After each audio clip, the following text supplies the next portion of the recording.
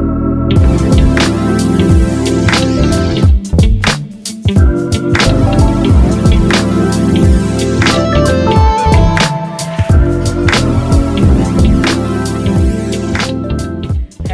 saints of God, it is time for your Black History Moment of the Week. You all know it's February, and we like to take the opportunity to look at the past, look at the present, and then look at the future, those who are treading forward. And I'm going to take the opportunity to talk about those who have already been and that had faith. We love to talk about those who have come and made major contributions to us, but what it reminds me of, especially during Black History Month, is to be reminded that there's been a foundation of faith that has started even before we got here and will continue even after we are gone.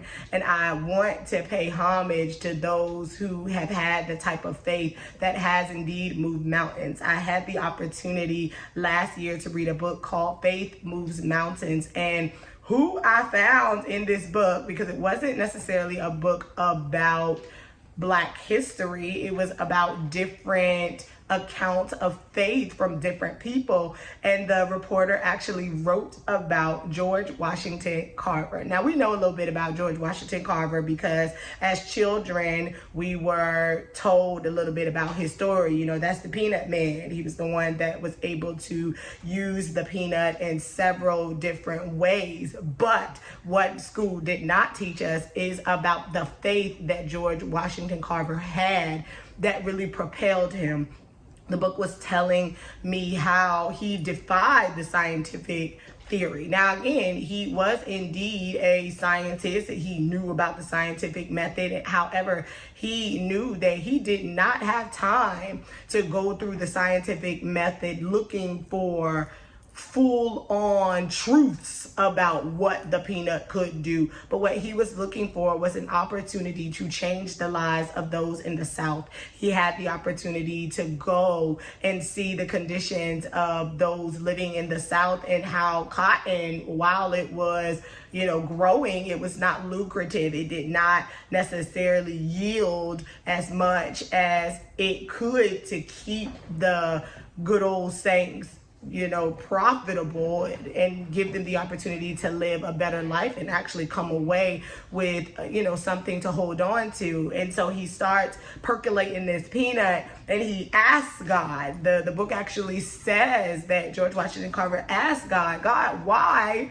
did you make the peanut? What is this peanut supposed to do? There's no way that you put this on earth and it can't do anything but produce what it already does. And as he's going through the necessary steps of observing it, God really does give him the revelation and the knowledge to use the peanut in several different ways. He ends up having the opportunity to sit among men, and he is just wowing them and awing him with the many ways that the peanut can be used. And what's beautiful is that George Washington Carver, his story doesn't start triumphant. You know, he's actually taken away from his mother. He ends up being an orphan. And then there is, again, God sent a Soviet Union soldier who takes him on as his own and teaches him and helps him. And George Washington Carver was actually a very sickly child.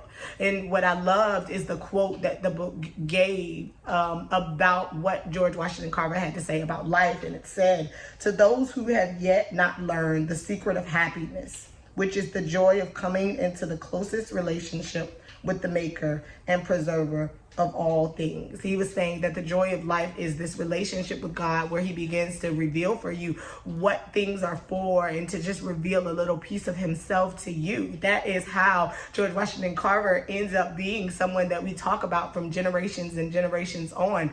Thinking about that cloud of witness in Hebrews 11, where it says we've got this great cloud of witness and we have those who come before us and shown us faith, and that faith is supposed to help propel us and to remind us that we can persevere, that we can throw off any weights that may be trying to stop us. from what God has for us to do in this world that makes a major impact. And I pray that you all are feeling very inspired by George Washington Carver, because just having the opportunity to look at his story from a faith-based place has definitely impacted me. I pray it's going to impact you. And I'll see y'all again for another Black History moment very soon. The next time you'll see me, I will have my children with me, my homeschooling babies. They will be giving you a little synopsis of the people that they've learned about and how it's inspired them. So I will see you all soon. I love y'all to death. Ain't nothing you can do about it. Enjoy Black History Month. Do some face digging. I love y'all.